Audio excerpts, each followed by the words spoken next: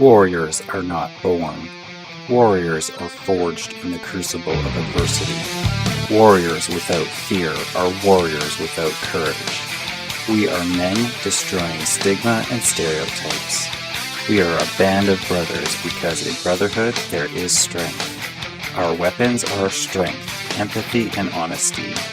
We are mental health warriors, and this is our voice.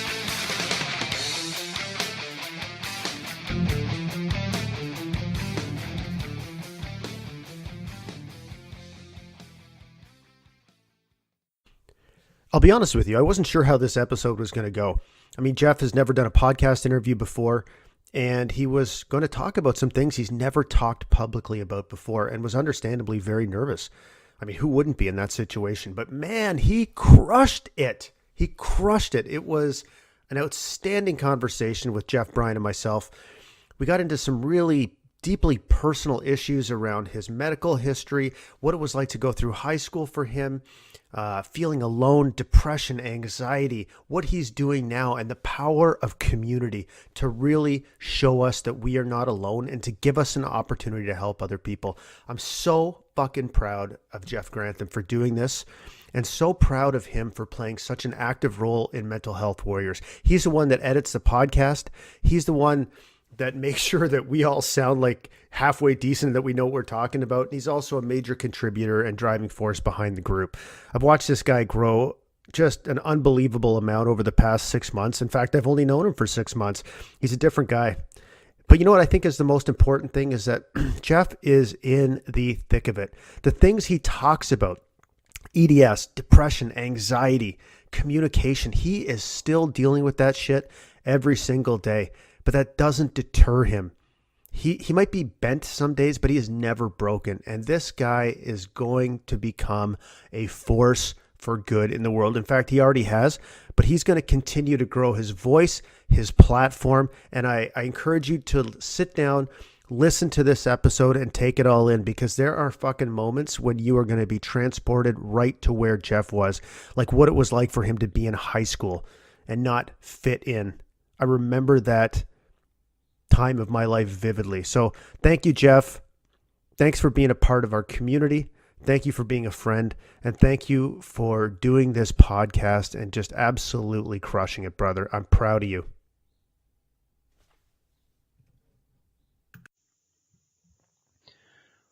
I am super excited to have Jeff Grantham join us tonight. We're going to put Jeff in the hot seat and find out what's going on with him. I think his story has a lot to offer a lot of people. And, you know, Jeff is really instrumental in Mental Health Warriors. Actually, Jeff is the guy that does all the sound, and he's the guy that edits all the episodes. And basically what he does is he takes my voice, which is overtly sort of dripping with masculinity and sexuality, and he edits that down to something that, you know, the average person can consume and feel comfortable with. So I know what a feat of technical wizardry that is, Jeff. So, I mean, kudos to you, brother. Yeah, you wish, buddy. So what is going on with you, Jeff? A whole lot, actually. I'm just really excited to be part of the Mental Health Warriors and moving forward with everything. Yeah, that's awesome. So how did we, you know what, I remember meeting you, I think it was through the Dad's Edge group, was it not? It was through the Dad's Edge group.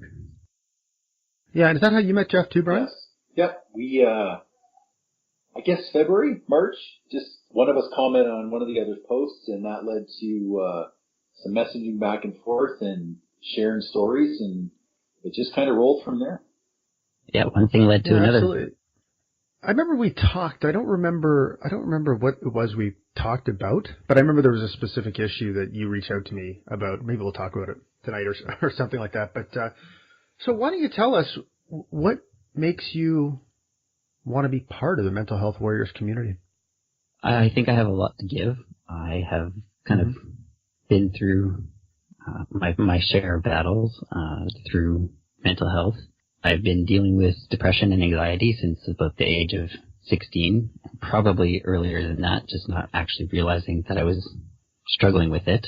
It all kind of came about with a diagnosis of medical condition, and everything kind of spiraled forward from there. And with that, I just feel like that I have a lot that I can add value to others, and I want people to know that it's okay to talk out and ask for help and know that there's a community out there. There is now. Perfect. Yeah, there is now, absolutely. So, hey, you mentioned you were diagnosed with something. I mean, are you comfortable telling the audience what that is? Because I know a few people I'd never heard of it actually until a few months ago, and I know a few people now, and man, I think it's important that people know what you're dealing with and understand, deeply the struggles that you face on a day-to-day basis because of it. Yeah, for sure. At the age of 14, I sat up in bed and my shoulder dislocated, and it caught us off guard so much so that I didn't even go to the hospital to get treatment for it because I couldn't believe that my shoulder would dislocate by just sitting up in bed. My parents couldn't believe it.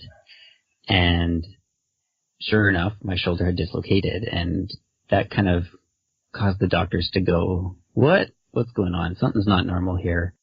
And I was referred to an adult orthopedic surgeon at that time because I was under 18, so you normally see a pediatric orthopedic surgeon. And right away... Are you like screaming in pain when this happens? Like what? I was in a lot of pain, and I have a pretty high tolerance of pain because of a lot of accidents and stuff that had happened throughout my life. So this isn't kind of the first time that anything's really happened to me. It's just kind of the first time that made everybody go, stop, hold the phone, what's going on? This isn't normal. We need to start figuring things out. So I've developed a pretty high tolerance of pain. And to make matters worse, by that point in time, because I had left it so long, my pec muscles had started to spasm so bad that the doctors could sort of reduce the shoulder back into place, and the pec muscle would spasm so bad that it would rip it back out of socket. So, yeah, it was pretty painful. And, so then I ended up seeing the orthopedic surgeon, and just kind of truncating the story here, and he said, you have Ehlers-Danlos Syndrome. You need to go see a geneticist to confirm it, but what you have is called Ehlers-Danlos Syndrome. So it's EDS for short. And the best way I can kind of describe it is it just, for me, how it affects me the most is it affects connective tissue and the stability of all my joints. So I will dislocate joints quite easily. I've I've lost track of the number of surgeries I've had, probably close to, if not more than 50. And I'm only 35, so do the math. That's a lot. And it's kind of put me through hell and back. And to find this out at the age of 14, when you've got a bunch of other hormones coursing through your body, it kind of sends you in a tailspin. It didn't do any good for me. Let's just say that. I kind of started to spin out of control and felt like I was totally alone. I felt like I was broken. Everything that I had planned moving forward was completely taken away from me. I felt robbed. I felt like my body had betrayed me, and there was nothing that could be done for it. Everything added up before that, though, because even my doctor said that he could trace everything back that had happened even in utero. I had, just before I delivered, tied my umbilical cord into a complete tight knot. And I was 8 pounds 9 ounces, so my doctor said that it's not easy thing to do.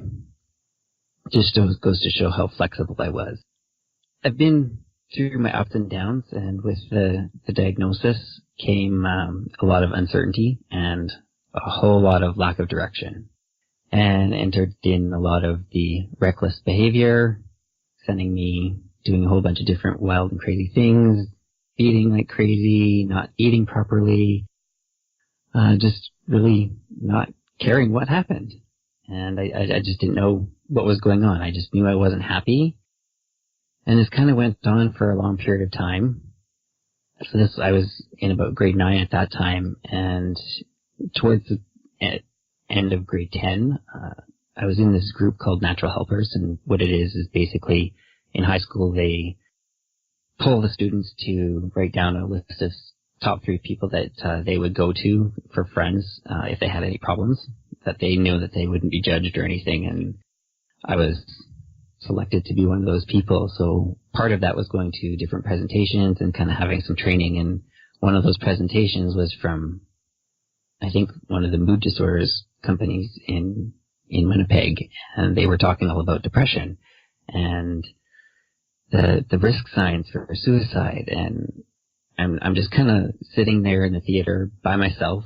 I, always sat away far in the corner, trying not to be noticed or anything, because I was always had the spotlight on me because I had different medical contraptions on me, or casts or slings, and so I just tried to stay out of the limelight. And so I'm reading this checklist of all the things to be watching out for, and I'm going, oh, shit, that's me.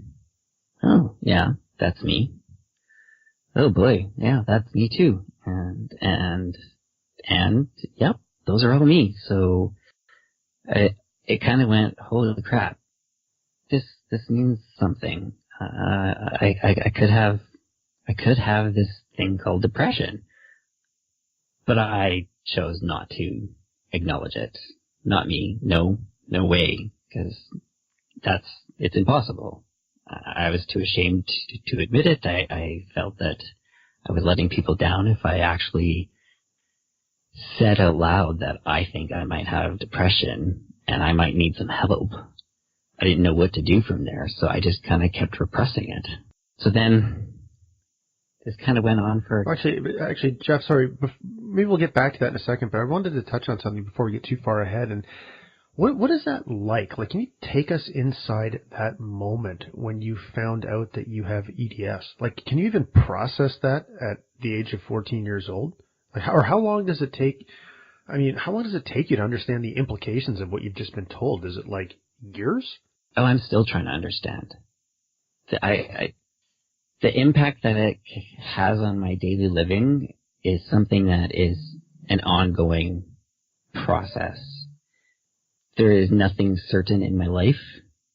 My body can betray me. I say betray me, but my body can give out on me at any time. I've been through a very rough year with my shoulder recently that had not stayed in place, and I had to undergo a major reconstructive surgery. I was in the ER every week for a period of like 3 months or so. The diagnosis itself didn't come across the best way possible.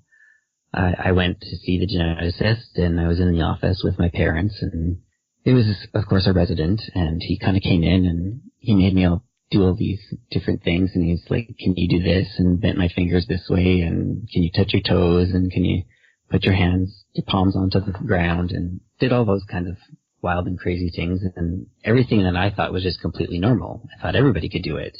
Like, I would stand on the sides of my feet, like if you actually put the soles of your feet together and stand on them, like on the sides of your feet, I could do that no problem.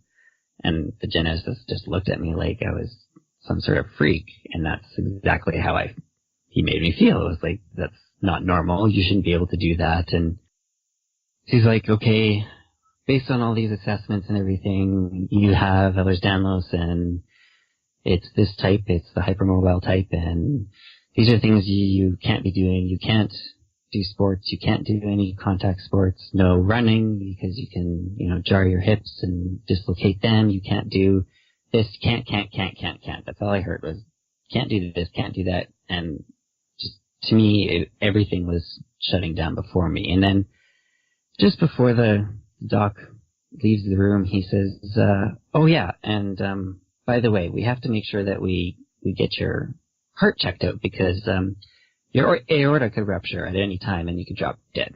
So if you have any questions, give us a call at the office. And he stepped out of the room. I was just like, what the hell? Like, you don't tell a 14-year-old kid, oh, by the way, you could just drop dead, and everything that you ever wished for, your dream of becoming an orthopedic surgeon, your softball career is completely out the window. Everything that you've enjoyed doing and trying to do is you can't do it anymore. it's just not safe. I completely shut down. I just internalized myself and yeah, going back to it, it was such a hard thing to process. You got a question, Brian? No, just trying to put myself in that position at 14. That's all. Yeah, no kidding, man. So how did okay, first of all, this is kind of just something for my own personal interest, but what is an orthopedic surgeon? What do they do? An orthopedic surgeon is your bone surgeon. They do all the, breaks and... Maybe I should have known that. No.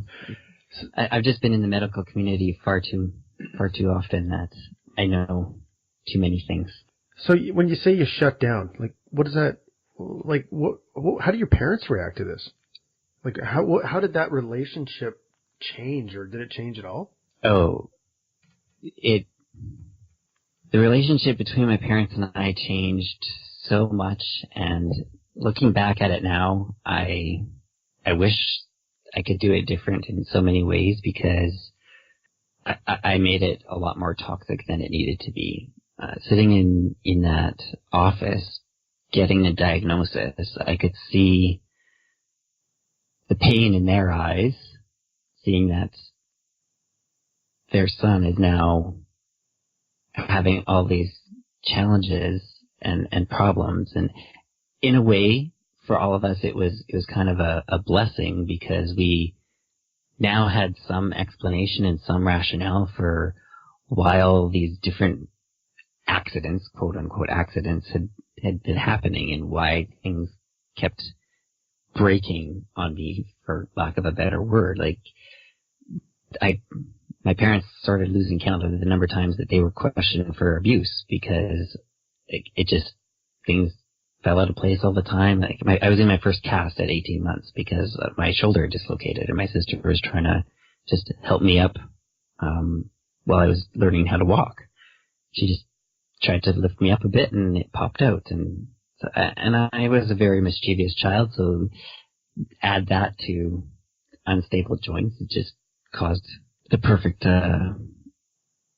storm for them. And because it is a genetic disorder, it came down from my mom's side, and she felt a lot of guilt and a lot of blame. And so she just was trying to process it in her own way. And I know now that they were just trying to look out and have my best interests at hand, and trying to make sure that I didn't do more damage to my joints now, or at that time, that would affect me later on down the road, because the more your joints dislocate and everything, the more likely there is for damage and pain in years to come. But I didn't see that as them looking out to protect me. I saw that as being dictating and overbearing, and I lashed out. So if I wasn't shutting down and not talking, like after we left that doctor's office, I didn't say a word.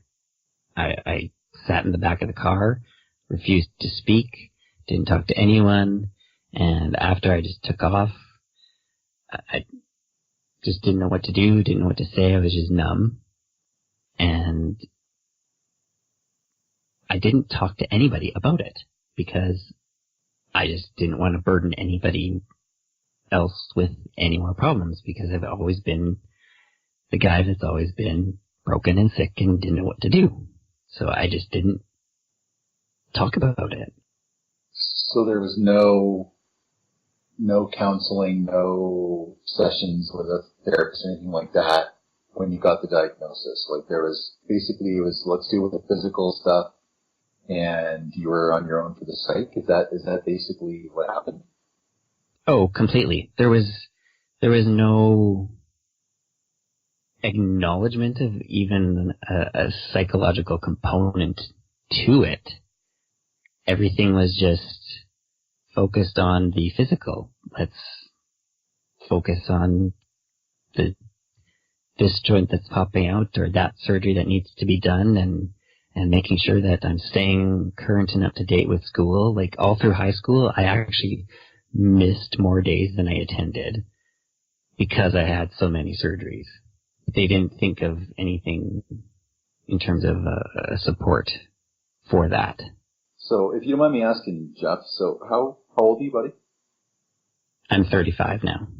Okay, so this would have been 20 years ago. So, I mean, 1997-ish, 98, I mean, that's not that long ago to think that, there wasn't much emphasis placed, no emphasis placed on the mental health aspect of what you were dealing with. That's kind of sobering when you think about it that way. 20 years is not that long ago. No, and one of my saving graces in an aspect with my diagnosis was I did get wind of a support group that had started in the U.S. and someone was moving and creating one in Canada, and I started to get involved and become interactive with that. Now this takes us back to good old dial-up internet days. So if I wanted to try and get support or help, it was waiting 10 minutes to see if the dinging and everything would actually connect me. It wasn't like now where I could just text somebody and right away have someone there saying, you know what, I totally understand. This is what I'm going through. I've been there. It was very different. I'm very grateful for the support that was there. On the same side, it also created a toxic environment because a lot of the people just kind of went there and tried to outnumber each other with my problem's worse than yours. And that wasn't really the support that I was looking for. Actually, that's really common in the support world. If you don't have a strong facilitator, you'll end up with that. I'm more fucked up than you are. So yeah. That's why it takes a strong hand to run a support group and keep everybody on the straight and narrow. Because really, what help is that? That's not helping anyone. It didn't, and you could see other people just start to deteriorate, and all of a sudden they just started to have the same symptoms as other people, and it was just, in so many ways I found a lot of support, and I had to be very careful with who I continued my interactions with. Mm-hmm. Yeah, definitely. So, do you think you took your parents as being, them being protective of you? Did you lash out against that so much because you partially thought their protectiveness was confirming that you were broken in some way? Oh, for sure. Anything that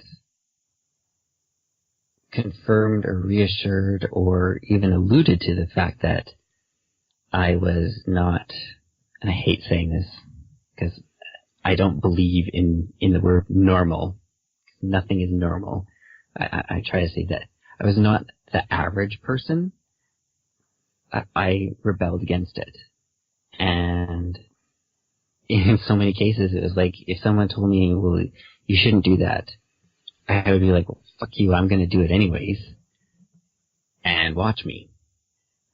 And in so many cases, it just did so much more harm. Like, it just was, I probably could be in a lot less pain now with all my joints if I had actually listened. It's interesting. So, take us through what it was like socially in high school for you. Because, I know for myself, high school was a really difficult time for me. And, I was just a kind of socially awkward trying to find my way at a new school with, where I didn't know anybody and all that kind of stuff. And it was very, very challenging for me. And all I wanted to do, man, was fit in and blend in and be invisible until I could find my feet, I guess, underneath me or whatever. But what was it like for you? It was very challenging. I always tried to stay low. I was the type of guy that was able to kind of just get along with anyone, so I didn't really have that one click that, I wasn't a jock. I wasn't, necessarily the geek. I wasn't the, outsider. I kind of was able to fit in anywhere, but at the same time I fit in anywhere. So I kind of just wandered and felt lost in so many ways. But anytime something happened, it felt like I was wearing this huge neon sign saying, "Look at me. I've got something wrong with me. Ask me 50 million questions because I enjoy answering the same thing over and over and over again. No, I'm not a klutz. No, I didn't do this on purpose. No, I'm not trying to seek attention. Like, just leave me alone. Let me be. Like, stop making fun of me for it. Like, if I really wanted to, be home, chilling out on the couch, do you think I'd be going through, like, extremely painful surgeries? No, I rather would have been at school. Like, I worked harder to get through and complete all my classes than if I was actually in class. Like, I would start my work, my studies, when I was off for surgeries at like 6:37 in the morning and work through until 7 o'clock at night because I had so much to learn and teach myself, and with the tutor and all that kind of stuff.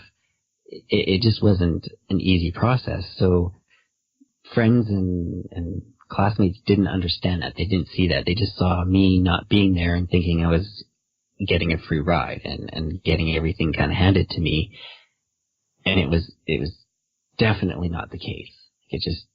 That's not at all what was happening. And I hated it. I hated having the spotlight on me whenever something happened. And I always tried to divert it. And I got very good at making fun of myself. The good old self-defense mechanism, make fun of yourself before they can make fun of you and laugh at yourself so they can laugh with you kind of mentality is what I went through. And I just kept persevering. This might be kind of a tough question, but I mean, considering the condition is genetic, when you were a kid, and obviously when you're a teenager, everything seems like the end of the world, right? The tragedies are bigger, the breakups are worse, the victories are sweeter. You just feel so much more when you're a teenager. Did you ever blame your mom or your mom's side of the family for this? Did you ever have that aspect of, this is bullshit, I don't deserve this, this was passed on to me through my DNA, basically? Did you ever have those kind of rants, or was it you just kind of accepted it and rolled with it? I went through a good chunk of time with the why me? What did I do to deserve this? I never blamed it on my mom. I never blamed it on my family. I just knew that I had no control over it, so they had no control over it. But I was very angry with why. And I asked that, like, over and over and over again. Just why? And even to this day, there's days where I'm like, why? Why is it that I'm going through all of this? Why can't I just go out and have fun like anybody else? Why do I always have to make sure that I'm not going to fall apart? I'm going to ask you to do something right now, and I'm going to make my kids listen to the answer, and I think that everybody listening should make their kids listen to the answer. But if you could talk as Jeff now, remembering what the Jeff in high school needed, if you could talk to kids today that are that age now and tell them how you wanted to be treated, what would you say? Tell them how I wanted to be treated? Yeah, what did you need from them at that time in your life? I'd be like, listen, Jeff, look, I get it. This is totally sucking. And I'll sit with you. No, talk to the other kids. Oh, okay. That's what I mean. Well, I just would, what I want them to know is it's going to be tough. You're going to have your hard times. And I don't want you to think that by saying it will get better, that in any way it minimizes the hell that you're going through. You have every right to feel what you're feeling, but don't feel it alone. Make sure you go and you talk to somebody. Tell a friend, tell a counselor, tell a teacher, tell your parents, tell an aunt, tell an uncle, someone that you know that you can trust, because they will understand. Don't make the assumption that it's all on your shoulders to solve. When I was going through it, I felt like I had to fix myself before I could be fixed or ask for help. And that's totally the wrong way of thinking. There is nothing wrong with asking for help. There is no weakness in asking for help. If anything, you are so much stronger in asking for help sooner than later, because you'll just set yourself free. You'll be so much happier. You'll be able to work through it. You'll have more resources. You'll have a support group. Like, I always joke and say that, I've had so much baggage, but as soon as I started to share my story and talk to others, it was kind of like I was handing off a little bit of my baggage to each person, and they were helping me carry it. So let others help you carry that baggage. Don't go through it alone. But don't you... Beautiful, man. Don't you think that comes with a certain level of maturity? Like, as a teenager, when you think you're invulnerable and you think you know it all, at least that's how I felt when I was a 18-year-old, 17-year-old, 18-year-old guy growing up. Do you think that realization that, and now, we all three of us use it as a mantra, right? There's no shame in asking for help. We won't judge. Do you think you would have, if you were one of those kids you just addressed, do you think you would have listened to yourself realistically at 18 or 17 or whatever? The first time around, probably not. I'm being totally honest. Like, I would probably think, yeah, well, screw you. You're not going through it. Oh, fuck. I definitely would have thought that way. Absolutely. Absolutely. Like, even when I was sitting in that presentation, listening of all the symptoms of, and signs of depression and things to watch out for, I was thinking, like, well, that's great. Fine and dandy. You've got your nice little neat checklist here of things to watch out for, but you're not living it. I'm going through it. You don't know what it's like. So you can't tell me what I've got and what I don't. It took hitting rock bottom until I actually realized I really needed some help. What about you, Mackenzie? Would 18-year-old you have listened to that? Oh my God, not at all. But having said that, that's no excuse not to say it. No, right? I think if more people said it, I would. I don't know how many times I would have needed to hear it, for example, in order to hit that tipping point. Or I don't know that I was even, self-aware enough to. I wasn't self-aware at all. Let's put it that way. So, no, probably not. But again, the more people that say it, the more likely I would have been able to hear it. Maybe so. Well, and that's the thing. Like, Brian, I may not have listened at the time, but it probably would have stuck with me. Just like that presentation stuck with me. It wasn't until, like, almost a year later that I actually started to seek help with it. And I started piecing things together. So I heard the message. It stuck with me in some way, even though I was like, oh, screw that, forget it. It has no application to me. They have no idea what they're talking about. It was still said, and it had to have some meaning to me because I still remembered it. Brian, just thinking back to when you were 18, this is kind of off topic, but do you find it, like, I still look back at that time and find it absolutely flabbergasting how the dichotomy between how dumb I was and how much I thought I knew. Like, it's crazy. Oh, God, yeah. None of us should have survived to adulthood. Oh, God, no kidding. I mean, especially now, doing what I do, right? And, giving kids shit for the same stuff I did when I was their age. So I can't really give them that much grief when I stop them speeding or, unless it's something really reckless. Like I never drove drunk or I never did anything super dangerous. But still, like, and I think with guys it's worse. Like, I'm sure we all took way more chances than we should have. And then you live through it and you go, Jesus, that was pretty stupid. I probably won't do that again. And then the next weekend you do it again anyway. So, I mean, for Jay and I mean, teenagehood was 30 years ago. I think in some ways, teenagers are still the same with regards to the stupid shit they do. But I think with regards to having an open mind about stuff like mental health and kids with special needs, kids with learning disabilities, from what I can see, kids are way more open-minded and way more accepting of that now than we ever were.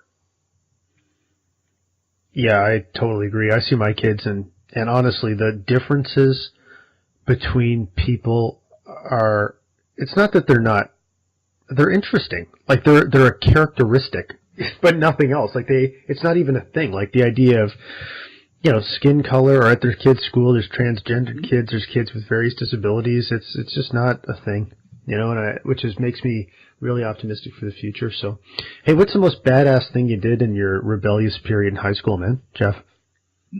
Oh, man, me? Come on, spill it. Or make it up. Okay, Brian. It doesn't have to be true. It doesn't have to be if true. You're not listening. Oh, fuck, the statute of limitations is long.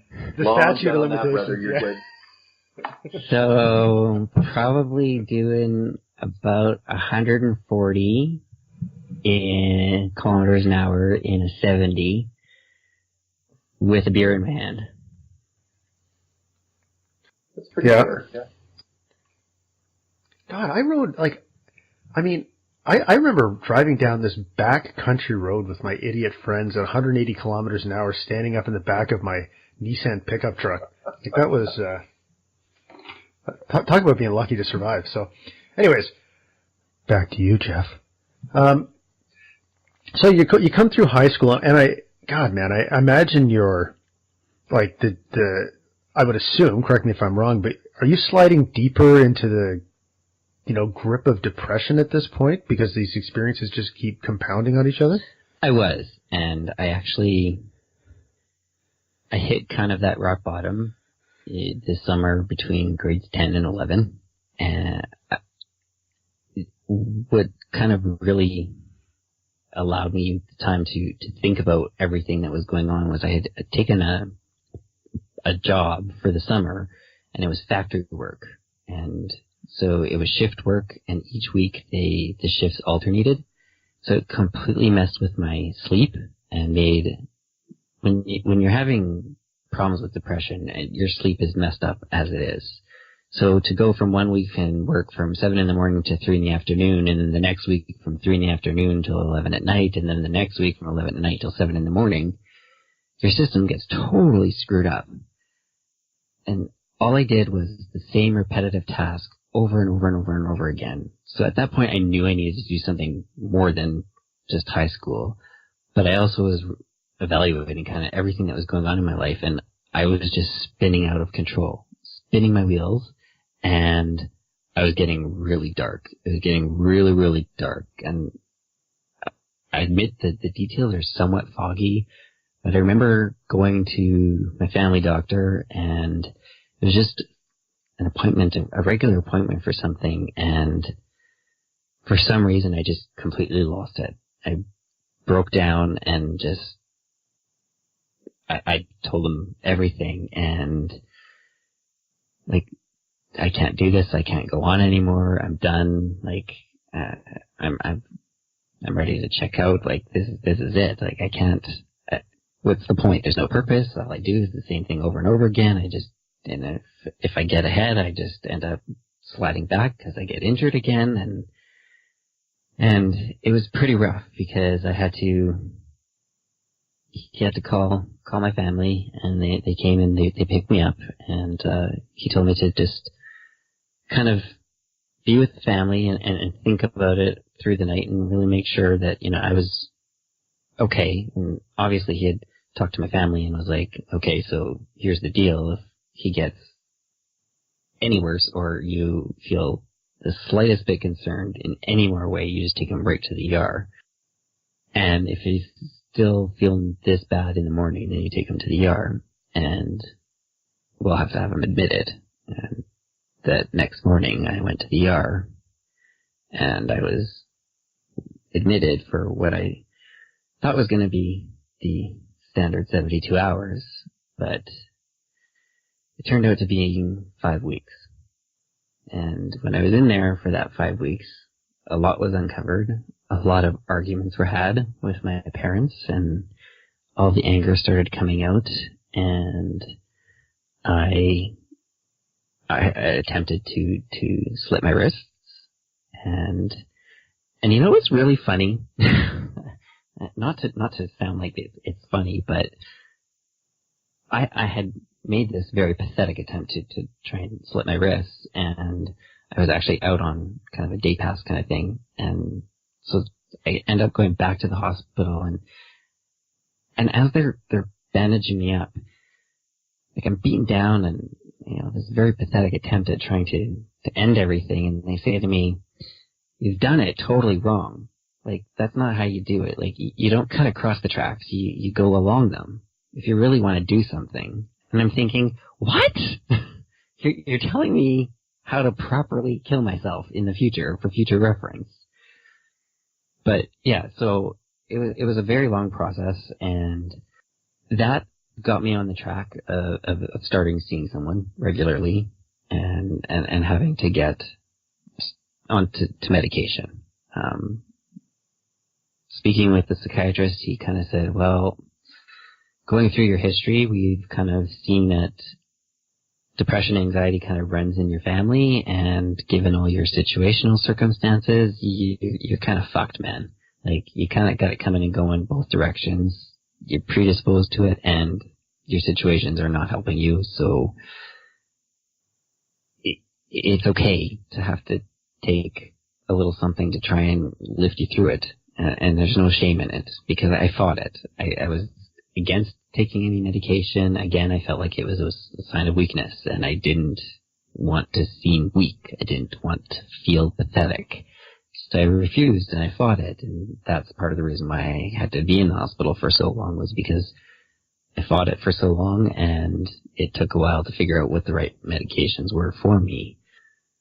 But I was released just before school started, and in a way, it showed me who my true friends were, because I was able to, with the guidance counselor, call a group of friends in and kind of tell them what had happened, and just talking to a group of 16, 17-year-olds and telling them what I had just gone through and everything that I've been trying to process isn't an easy thing to do. And quite honestly, if it was me hearing it, I would hope that I'd be the strong person to stay there, but I was expecting a bunch of people to just leave the room and running the other direction. They didn't. So I have a question for you that this might be hard, but I think it's really important. At this point, what is it like? Like, what are you feeling like as far in terms of your masculinity, let's say? In terms of my masculinity, I didn't feel like I had any.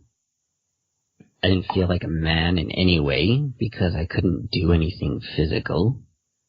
I felt, because I started to show actual emotions, and if I started to tear up when I was telling my story, I felt like I was being a big wuss and a big sissy and a crybaby. So for the longest time, I didn't do any of that. And going through some of the therapy and that time in the hospital, I started realizing that not showing that emotion was kind of what led me to being in that position, but I still struggled with real men don't cry, real men don't show emotion, and it was really hard. And I was really lucky because a couple of my close buddies were pretty macho guys, like they were mechanics and, you know, grease monkeys and all that kind of stuff, and they had the tears, they had when they were hearing all this, they were right there by my side, you know, gave me hugs, and they just let me know that they were there with me. So yeah, I really got lost in terms of finding the masculinity of myself, and just I had to redefine my own masculinity. I had to find it in my own intelligence and what I was able to do in different ways. If that makes sense. Yeah. So I'm assuming that made dating or you know, hitting on girls, whatever, extremely difficult, if not impossible. I mean, there's so much.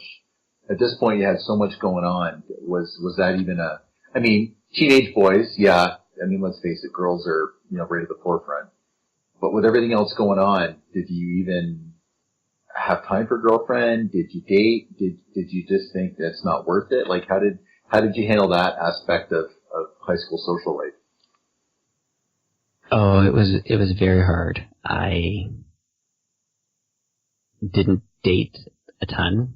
I didn't have many girlfriends. A large part of it was not putting myself out there because I didn't want to burden anybody else with it. I figured who would want to date someone like myself with medical issues and all these types of things that the average teenage person doesn't deal with. And yeah, I became the guy that always ended up in the friend zone, and I hated it. I didn't have a lot of relationships, and it's kind of funny that you bring that up, Brian. Like I had a really good friend, and I started to kind of have feelings for her, and we had this great relationship, and she really understood me, and I kind of let her know that I have feelings, and she said to me, "Jeff, I care about you deeply, but I'm just being honest with you. I really don't think I would be the best person for you because I don't know if I could handle everything that you're going through. I don't know if I could be there to support you the whole time." Hearing that at 18 pretty much kills you, because she was one of my close friends, and I thought, crap, if she can't process it and be there for me, if she can be there as a friend, but like, what's going on here? Like, how do I even approach this? So yeah, I went through my life thinking I would never find anybody. I would never have anybody. However, you found somebody. I did find somebody. I found an amazing woman. She's going to be my wife of 4 years on July 6th. And we have a wonderful, amazing daughter who will be 2 on August 15th. And I actually gave a little mention of this at a speech at her wedding, saying, I never thought this would actually happen, and I'm happier than ever. And it was to the Jason Mraz song, I Won't Give Up on Love. And my wife and I kind of shared that, and it's just kind of like, no matter what, we just won't give up on the love for each other. So, let me ask you a question. What's your wife's name? Melissa. Why was Melissa able to look past, the obvious obstacles, say, and see the real Jeff? What did she say? What would she say if we asked her that question? Man. And you know she's I going to know. listen to this, and probably you got to answer it right.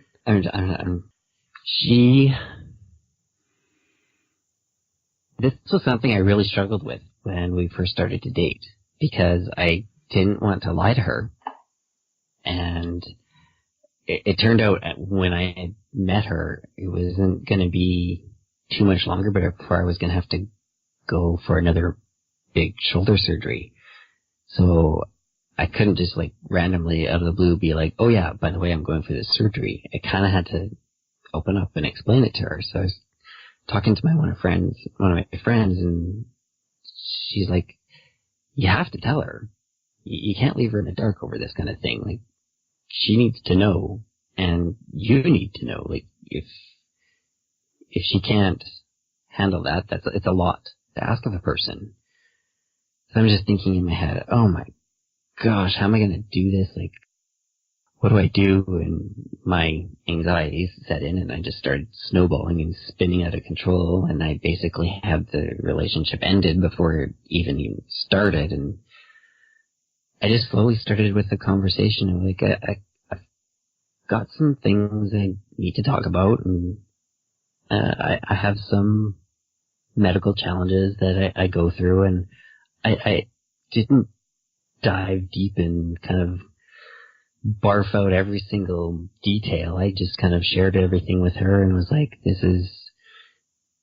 are kind of the key things that are, have an impact on me, and, I hope that it's something that you can support me through. And she, at the time, was just like, in my head, I'd like to think that she was just so smitten with me, she didn't really even pay attention. She just, I won her over with my smile, and I actually think she would actually say that I, because of my dimples, I had won her over.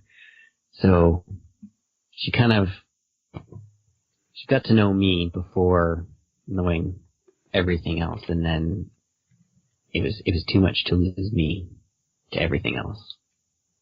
Nice. I want to touch on something there. I know that your dimples are also what won Brian over as well. Isn't that correct, Brian? Oh, the dimples and the twinkle in the eye and yeah. That's right. Brian, you're not supposed to tell anybody.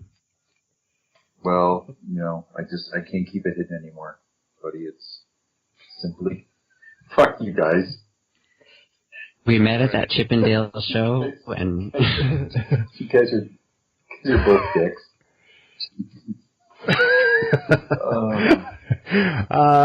Yeah, so listen, so I know that with the both physical and some of the emotional issues you're facing,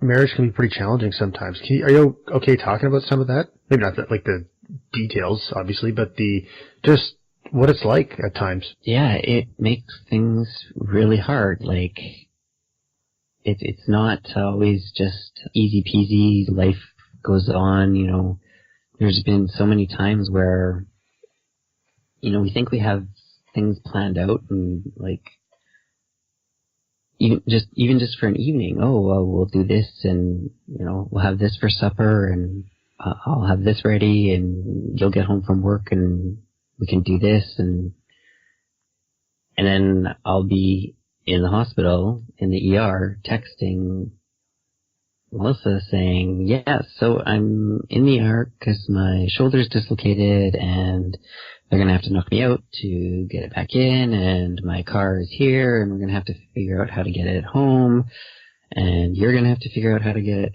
yourself home, and oh yeah, and I'm going to be heavily medicated, so I'm going to have to figure out how to get myself home from the hospital, and oh yeah, and someone has to cut the grass, and someone has to, do the laundry, and all these things that are just your everyday things, shoveling the snow.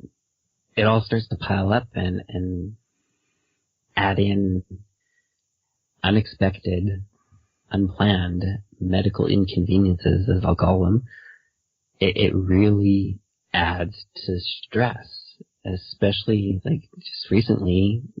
My wife went back to work after being on maternity leave, and a week before she went back to work is when my shoulder completely gave up on its most recent surgery, and I was pretty much out of commission for such a long period of time. So not only was she having to go back to work, we were adjusting our daughter into daycare, but I was completely looped on medication because of pain and frequently going back and forth to the ER. It kind of kills the romance a little and adds a lot of pressure. And I didn't like the fact that in many cases I had to rely on her as a caregiver, and that's not what I wanted her to take on the role as. So communication is definitely something that is critical. And I also, myself, have to learn not to make assumptions because I am always the ass at the end of it. Yeah, and maybe we can talk about that because I know that, and I think, hearing it from you, this has been super powerful, man. I'm really proud of you, actually, because I think it's important that everybody knows, too, you're pretty nervous before you came on here, and this is a big fucking deal for you. And so, I mean, you're doing amazing, and I'm really proud of you. So, tell us about, I know you still deal with sometimes it can be almost debilitating depression and some pretty extreme anxiety.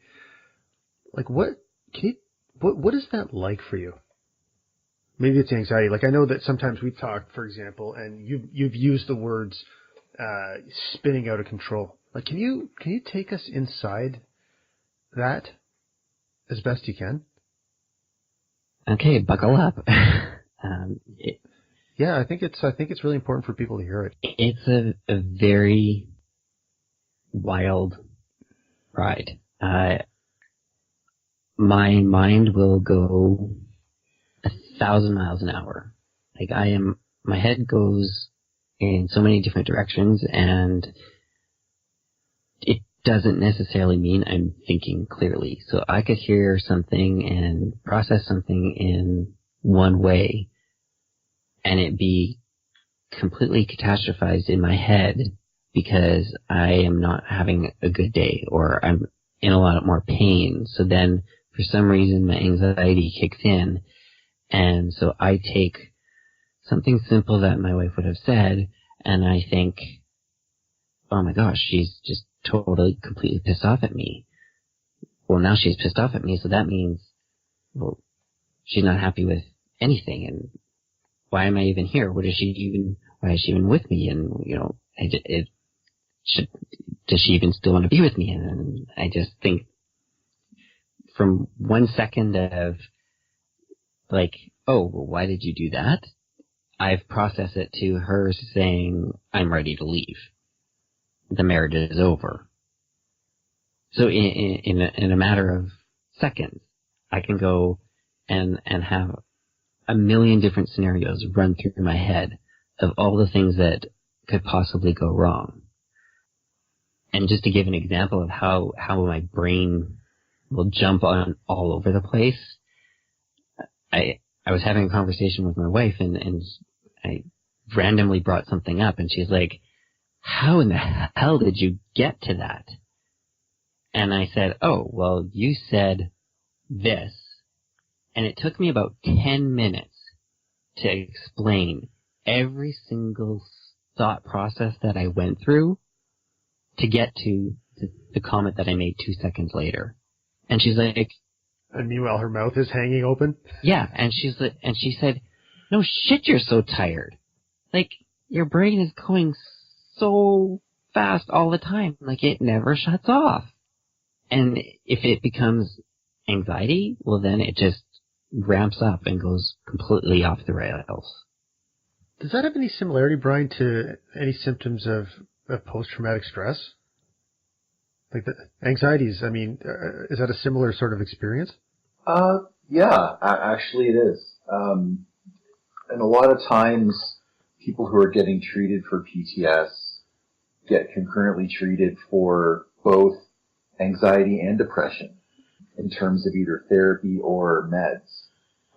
Even if you aren't showing signs of either, a lot of times doctors know that once you've, identified this issue and you start, dealing with the ramifications of it, there's a pretty good chance that you're gonna you're going to start to shut down and you're going to develop those symptoms of depression. And then, anxiety is just the flip side of that feeling of being on all the time, right? Like that feeling of being on edge and your heart's always going. And so, yeah, there's a ton of similarities. The impact on sleep, the impact on the family life and the routine, really similar. And the impact on marriage. Just the couple anecdotes Jeff just shared there. I can think of, I can think of parallels during, the real worst times of grappling with PTS with Kathy. So, yeah, tons of similarities there. Some experiences, I think, when it comes to mental health issues are just universal. And I think Jeff just hit on a couple of them right there. Thanks, brother. Hey, so, I guess I was going to say, Jeff, I got a sorry, go ahead. question kind of relating to family.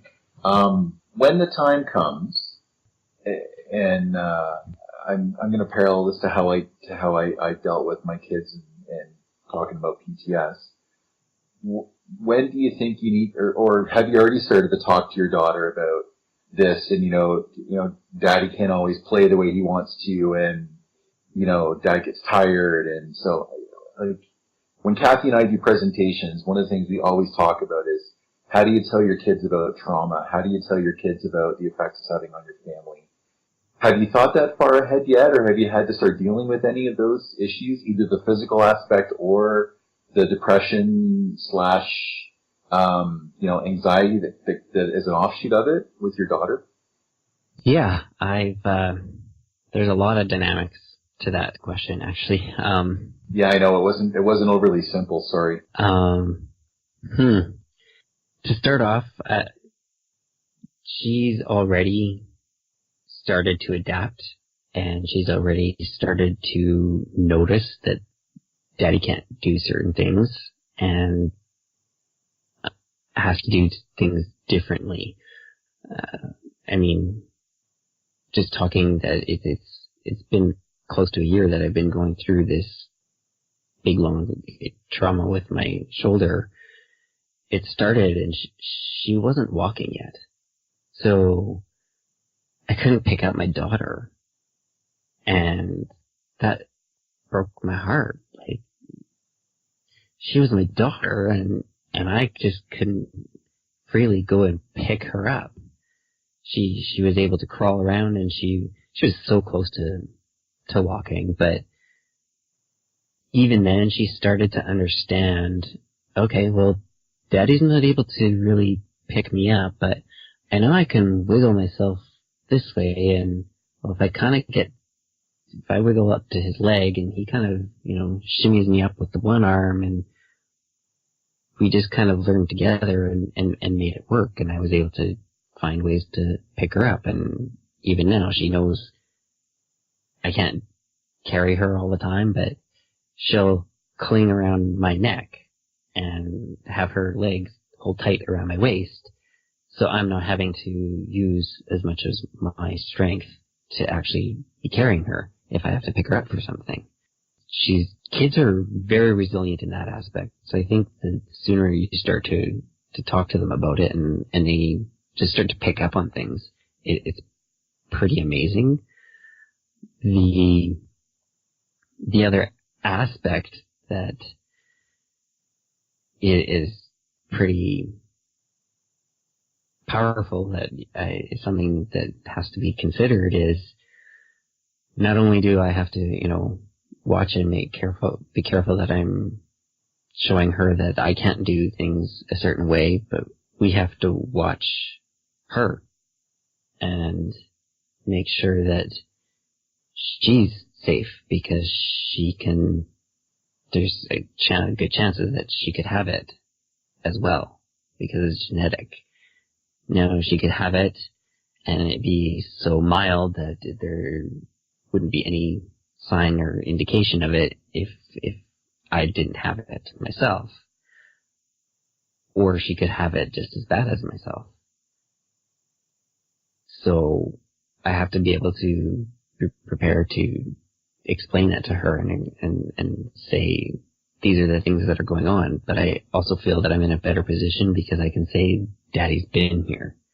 Daddy's going through this. Daddy knows what it feels like.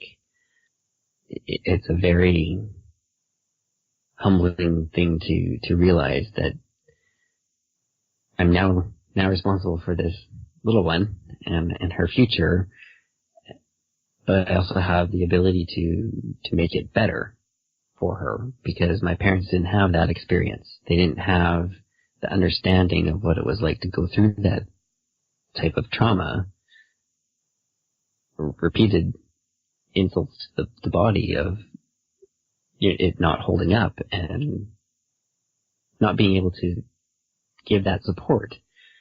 It was very hard for them because they couldn't say, well, I know what it feels like, because they didn't. And they've said that to me. So for my daughter, yeah, it's a unique process. And in terms of talking to her about the depression, yeah, it's going to be age appropriateness.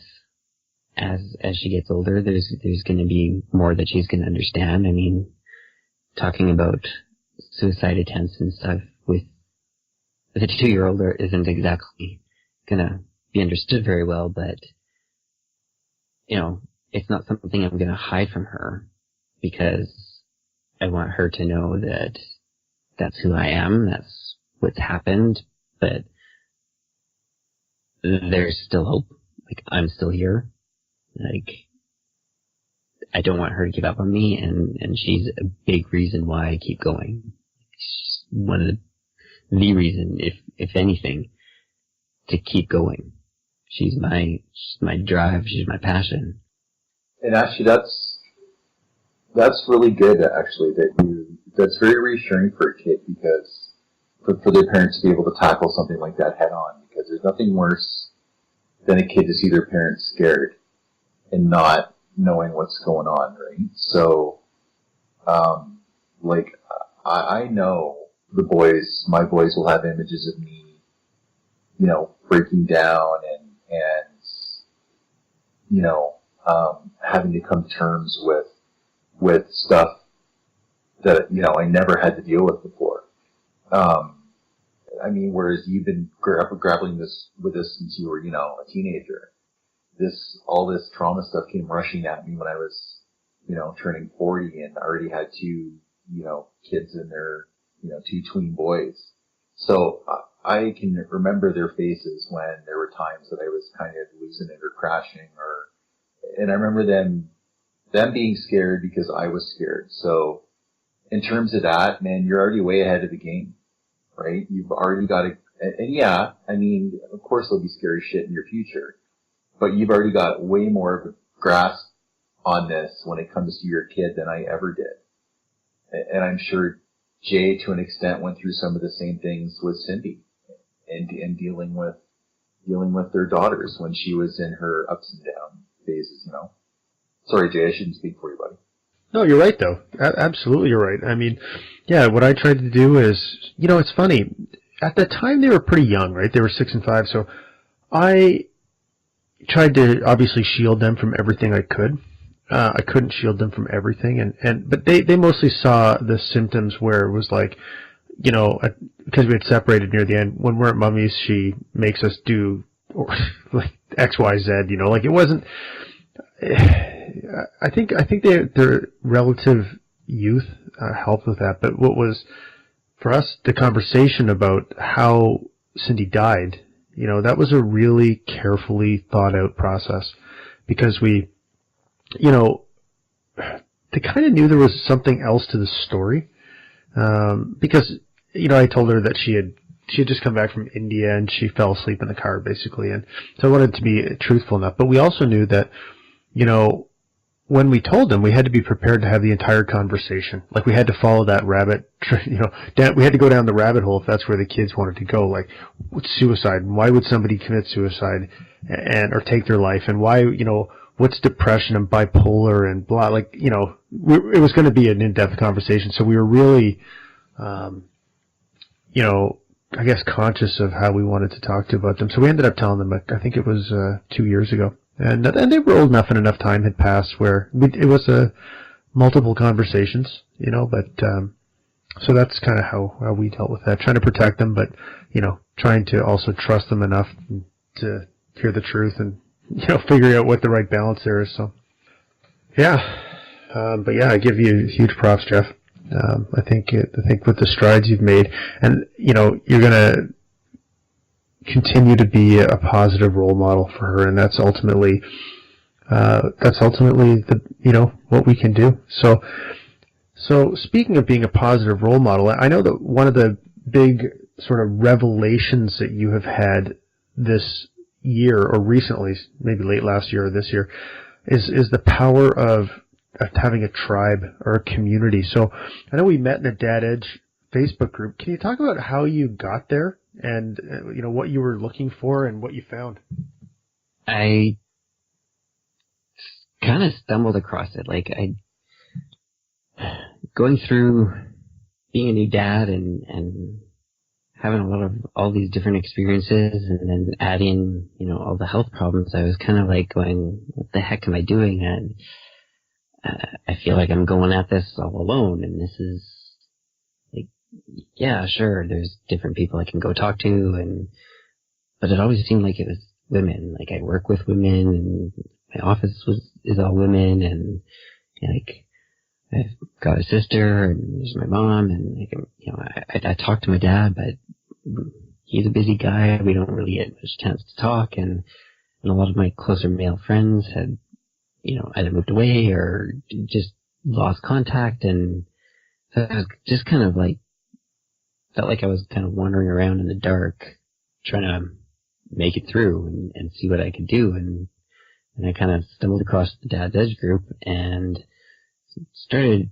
connecting and seeing some of the posts, and I started to realize that things weren't normal for me to just be going at it alone, and I knew I needed to make some changes, that things needed to move forward, because I was starting to spin out of control again and feel pretty down and out and depressed. And for some reason, I don't know what it was, but one day I just decided to private message Larry out of nowhere, and he's like, let's talk live. And I was like, what? This guy, he's got this podcast, he's doing so well and all this stuff, he actually wants to talk to me, like, and I actually tried to cancel on him. I tried to say, no, don't worry about it, it's not worth it, like, you've got a lot of things to do, I'm not worth it. And he said, okay, well, it's your choice, but I've made the time and it's what I do. And so I was like, okay, fine, let's talk. And we just started chatting. He's like, dude, you're trying to go at it alone. You don't need to go at it alone. You have a huge support system out there that you don't even know is out there. And as soon as I started to open myself up to that and realize how many people are out there, how many of the guys, how many dads are out there going through the same situations, they've either gone through it, or I've even been able to give advice of guys who are just about to go through it. And that value, to me, just gave that sense of comfort and a sense of belonging. And like you guys said in the last couple episodes, that it's amazing what will come out when you set a guy in front of a computer and the computer screen and keyboard. Like, the comments and conversations that we're able to have, it just opens up. We bust open conversations and are able to cover ground that I don't think even some of the closest guys would talk about if they just went out for beers or coffee or anything like that. It's just something about this unique sense of a tribe that really provides support. And someone always has your back. Yeah, absolutely. So why don't you, on the notion or the topic of a tribe, I mean, first of all, I've seen you make such unbelievable strides since when was it that we first talked? Do you remember? Was it June now? Like almost July? Was it in like February or March or something? You and we first talked in January. In January, okay, yeah. So, I mean, the strides you have made in that time are just unbelievable. Look at the things you've done. I mean, I know sometimes our, accomplishments can be difficult to see, difficult for ourselves to see, but man, like you've just connected with so many people and you've supported so many people and you've, upped the caliber of people in your life and you've, started being an active participant and key member of the Mental Health Warriors community, and you're, adding value and you're commenting on people's posts and you're editing the fucking podcast and making us sound halfway decent. I mean, it's incredible, and it's been like 5 months, right? So, and your contribution to Mental Health Warriors is unbelievable. So why don't you talk about the community and what it's meant for you and your role in it, and I don't know, where you want to see it go in the future, whatever. The Mental Health Warriors community means a lot to me. It's something that I am so passionate about now. When you came to me, and actually we kind of just started stumbling across it in conversation, and when you said I've registered the domain and I think this is what we should do, I was like, I felt this sense of elation, just going, this is definitely something I'm meant to be involved in. I know I have value that I can add here. This is something that's needed. A group where guys can go and there's just no judgment. We can talk about anything. No, my story is worse than yours. No competition. It's just guys opening up and talking. And to me, I've been there to support others, but I've also gone to the group and been like, holy crap, I am having the worst time right now. This is what's going on, and it's amazing to see the amount of support and how many guys just rally around you. So to me, that is just, it's critical. Like, this is needed, especially for men, because I think so many men still follow that mentality of you can't show that weakness, you can't show that vulnerability. And I know you, Jason and Brian, are both very big on being open and vulnerable, and that's how you get further in life. Like, you can't suffer in the silence anymore. So by getting involved with the Mental Health Warriors, I believe it's promoting that sense of being okay to talk. So my role is just to really ensure that the group keeps moving forward and that there's always opportunities for collaboration and working with you and like the two of you, like the things I'm learning from just working with you, Brian, and it just baffles my mind all the time. Like, I'm always taken back as just how far we're coming and how far we've come and where we can go with this. Like, it's just the growth of the group. We're over 100 members now, and it keeps growing. I just think it's such a powerful thing, and I want to see that keep going. And I've talked to members, and they said this has to keep going because I don't know what I would do without the Mental Health Warriors now, because it's such an integral part of my life now. So to me, that just shows how much we needed this, how much men needed this community, and I want to make it my mission to make sure that it's out there. Everybody knows about it. That guys know that they're welcome to join and open up and be vulnerable and share their story. I don't know if you guys have ever thought about this, but so what are we at now? 102, 103 members, something like that?